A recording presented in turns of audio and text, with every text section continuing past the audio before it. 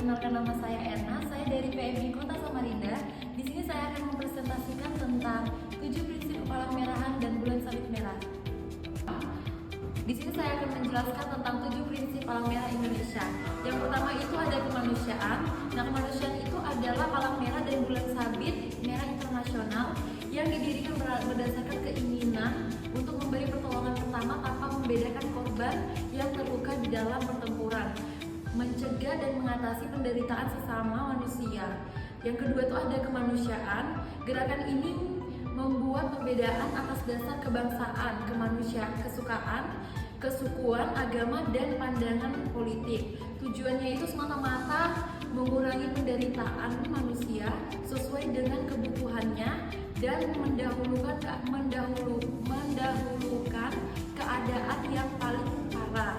Nah, contoh kasusnya itu ada seperti bantuan kemanusiaan di konflik Timur Leste, di mana PMI berperan aktif dalam memberikan bantuan kepada semua pihak yang terkena dampak tanpa membedakan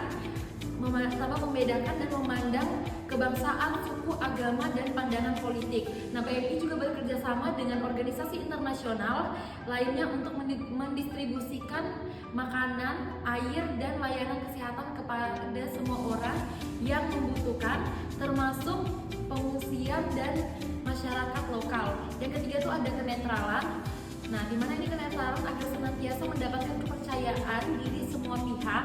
Gerakan ini tidak boleh memiliki atau melibatkan diri dalam pertentangan politik, kesukuan, agama, dan ideologi. Nah, contohnya itu adalah bantuan medis yang pernah terjadi, bantuan medis itu di konflik yang terjadi di Papua.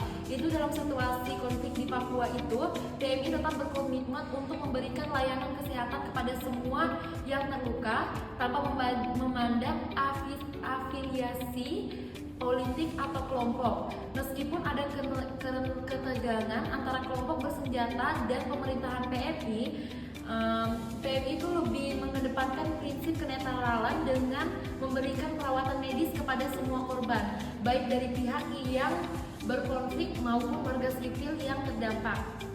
Nah, yang keempat itu ada kemandirian. Nah, kemandirian ini adalah gerakan yang bersifat mandiri. Selain membantu pemerintahannya dalam bidang kemanusiaan, Perhimpunan Nasional harus menaati peraturan negaranya dan harus menjaga otonominya sehingga dapat bertindak sejalan dengan prinsip-prinsip dasar gerakan. Nah, contohnya itu misalnya PMI ini kan menjalankan program vaksinasi di daerah terpencil di Indonesia. Nah, seperti itu di wilayah Papua. Meskipun mendapatkan dukungan dari pemerintah dan lembaga internasional, PMI ini mengelola program ini secara independen. Mereka merencanakan, mengorganisir, dan melaksanakan vaksinasi dengan melibatkan relawan lokal serta memastikan bahwa semua prosedur dijalankan sesuai dengan standar kesehatan yang ditetapkan. Yang kelima itu ada kesukarelaan. Nah, kesukarelaan ini adalah gerakan pemberian bantuan secara sukarela yang tidak didasari oleh keinginan untuk mencari keuntungan apapun. Contohnya itu seperti bantuan penanganan bencana di Aceh.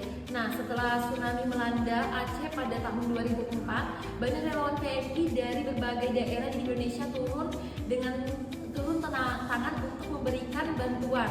Mereka memberikan secara sukarela dalam berbagai kegiatan, mulai dari evakuasi korban, distribusi makanan, hingga penyediaan layanan kesehatan. Nah, relawan PMI ini juga tidak menerima bayaran, tetapi didorong oleh semangat kemanusiaan dan solidaritas. Mereka ini bekerja siang dan malam untuk membantu masyarakat yang sangat membutuhkan. Yang keenam itu ada kesatuan. Nah, kesatuan ini di dalam suatu negara hanya ada satu perhimpunan palang merah dan bulan sabit merah yang terbuka untuk semua orang dan melaksanakan tugas kemanusiaan di seluruh wilayah. Contohnya itu misal di suatu negara tuh hanya boleh ada satu perhimpunan. Misalnya itu di Indonesia sudah ada PMI kan di Indonesia. Nah, jadi tidak boleh ada perhimpunan lain. Jika ada perhimpunan lain, misalnya di Indonesia itu sudah ada PMI dan ada bulan sabit lagi, maka bulan sabit ini dianggap tidak sah. Yang ketujuh itu ada kesemestaan. Nah, kesemestaan ini adalah gerakan Palang Merah dan bulan sabit internasional adalah bersifat semesta. Setiap perhimpunan nasional mempunyai hak dan tanggung jawab yang sama dalam menolong sesama manusia. Contoh kasusnya itu seperti bantuan kemanusiaan di krisis Suriah.